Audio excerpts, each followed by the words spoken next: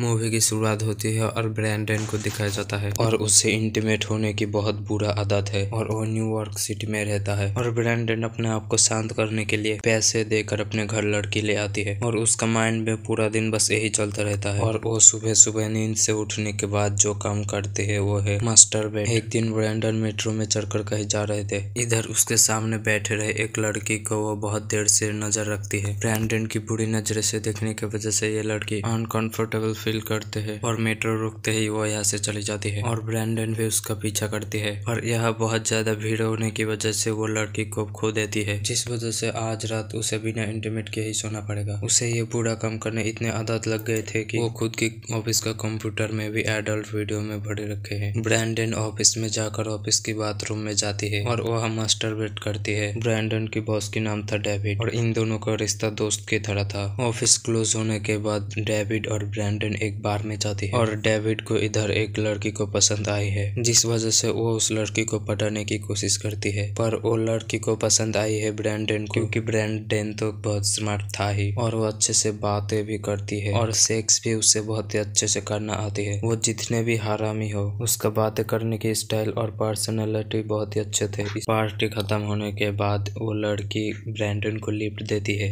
और वो दोनों सुनसान जगह पर जाकर खुले आसमान के नीचे ही इंटीमेट होती है। उसी रात जब ब्रैंडन अपने फ्लैट पर आती है तो देखता है कि उसका दरवाजा पहले से ही खुला हुआ था, जो देख वो काफी डर जाती है और एक बैट लेकर बाथरूम की ओर जाती है। इधर आकर वो देखता है कि यह और कोई नहीं उसका बहन सीसी आया था। सीसी यहाँ आने से पहले ब्रैंडन को बहुत बार कॉल किया था, पर ऑफिस की काम में बिजी होने की वजह से वो उसका बहन का कॉल रिसीव नहीं किया था। सीसी के पास पहले से ही इस फ्लैट का चाबी था, इसलिए वो पहले से इस घर में आ गए थे। असल में सीसी एक सिंगर है और न्यूयॉर्क सिटी में उसका एक शो है। वह न्यूयॉर्क आकर उसका बॉयफ्रेंड के साथ ही रहने का प्लान किया था, पर उसका बॉयफ्रेंड उसे धोखा दिया था, इसीलिए सीसी ब्रैंडन के पास रहने के लिए आए थे। ब्रैंडन ये सब जानने के बाद सीसी को यहाँ रहने के लिए मान जाती है। अगले दिन सीसी ब्रैंडन को अपने शो में आने के लिए कहती है। इस बार ब्रैंडन कहती है कि अगर मेरा ऑफिस का काम जल्दी खत्म हो गई तो मैं जरूर आऊंगा।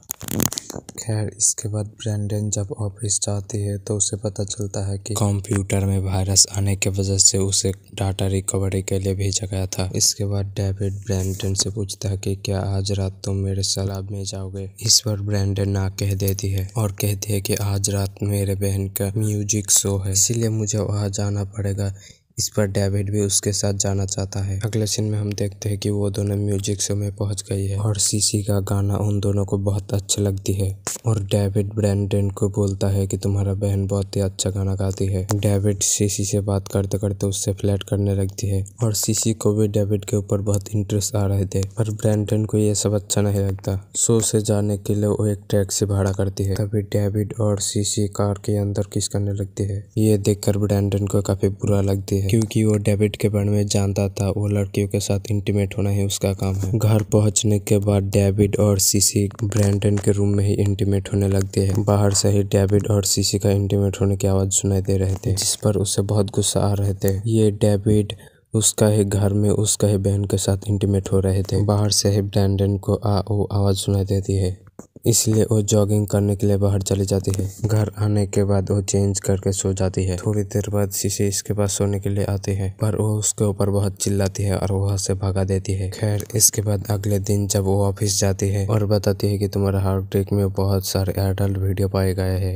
और तभी डेविड को डेविड के घर से वीडियो कॉल करती है। ये देख चुपचाप ब्रैंडन यहाँ से चली जाती है। इसके बाद ब्रैंडन मेरिन नाम के एक स्टाफ के साथ फ्लर्ट करती है। इसके बाद वो दोनों शाम को डेट में जाती है। मेरिन भी ब्रैंडन के ऊपर इंटरेस्ट दिखा रहे थे और वो ब्रैंडन को अपने बारे में बताने भी लगती है। ब्रैंडन मेरिन के साथ इंटीमेट होने के लिए सोच रहे थे, पर इस बार वो अपने आप को कंट्रोल कर लेती है और ये दोनों अपने अपने घर चली जाती है। घर पहुंचते ही ब्रैंडन वॉशरूम में जाती है और मास्टरबेट करने लगती है, पर और दरवाजे लगाने भूल गए थे और तब यहाँ सीसी आ जाती है और ब्रैंडन को मास्टरबेट करते देख लेती है। सीसी बाहर आती है और उसे ब्रैंडन की लैपटॉप मिलती है, जिस पर एडल्ट वीडियो चल रहे थे, और तभी ब्रैंडन यहाँ आकर लैपटॉप को बंद कर देती है और सीसी के ऊपर चिल्लाने लगती है। सीसी यहाँ ब्रैंडन को सॉरी बोलती है और बाहर चली जाती है और ब्रैंडन अकेला बैठकर बहुत देर से सोच रहे थे और वो उसका सारा एडल्ट सामान डस्टबिन में फेंक देती है। अगले दिन वो ऑफिस जाकर मेरी को किस करती है और उसे एक होटल में ले जाती है और उसके साथ इंटीमेट होती है।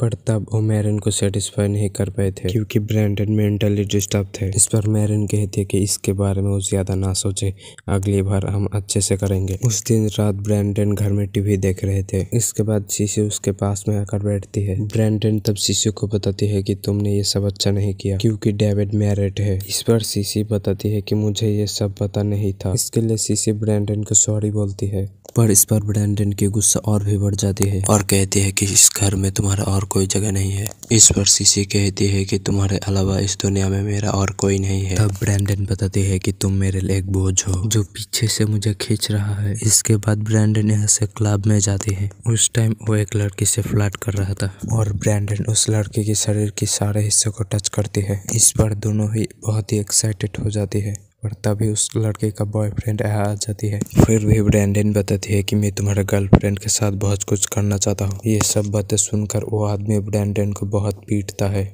इसके बाद वो अपने आप को शांत करने के लिए दूसरे क्लब में जाती है और अनफॉर्चुनेटली वो क्लब बंद था। वो तब इतना ज्यादा फ्रस्ट्रेटेड हो गया था कि वो एक गे क्लब में जाती है और गे के साथ इंटीमेट होती है जहाँ की वो एक नॉर्मल इंसान थे। इधर सीसी ब्रैंडन को बार बार कॉल कर रहे थे पर ब्रैंडन कॉल रिसीव नहीं कर रहे थे, जिसलिए सीसी उसे एक वॉइस मैसेज भेजती है और वो वॉइस मैसेज में रोते रोते कह रहा था कि प्लीज मेरा फोन रिसीव करो। ये मैसेज सुनने के बाद भी वो इसे इग्नोर करती है। इसके बाद वो और एक नए क्लब में जाते हैं और दो नए लड़के के साथ इंटीमेट होती है। ये सब कुछ करने के बाद ब्रैंडन घर जाने के लिए मेट्रो में उठती है, पर कुछ दूर जाने के बाद मेट्रो रुक जाती है। इसके बाद ब्रैंडन जब मेट्रो से बाहर निकलती है तो उसे पता चलती है कि सामने मेट्रो स्टेशन में कोई सुसाइड किया है। ये सुनकर ब्रैंडन को सीसी को लेकर बहुत टेंशन होने लगती है और उसे लगातार कॉल करने लगती है और सीसी अब कॉल रिसीव नहीं कर रहे थे, जिस वजह से ब्रैंडन बहुत डर जाती है। इसके बाद वो दौड़ते हुए अपने फ्लैट पर आती है और यहाँ आकर देखता है कि सीसी अपने हाथ कट सुसाइड करने की कोशिश किया है। ये सब देखकर ब्रैंडन बहुत रोती है क्योंकि उसका बहुत ब्लीडिंग हो रहे थे, पर ब्रैंडन को पता चल गया था कि सीसी अभी तक मरा नहीं, इसीलिए वो जल्दी एम्बुलेंस बुलाती है और उसे हॉस्पिटल ले आती है।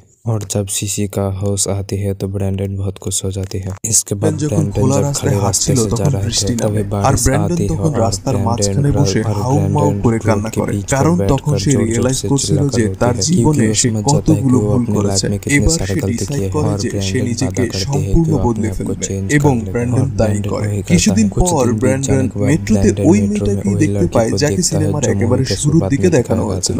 মেয়েটা অনেকক্ষণ ধরে ব্র্যান্ডনের দিকে দেখছিল এবং তার সাথে ফ্লার্ট করার চেষ্টা করছিল, কিন্তু ব্র্যান্ডন এবার নিজের জায়গায় স্ট্রং ছিল। সে মেয়েটার দিকে মনোযোগী দিচ্ছিল না, বরঞ্চ সে মেয়েটাকে ইগনোর করে। তার মানে হচ্ছে ব্র্যান্ডন এবার আসলেই নিজেকে বদলে ফেলেছে।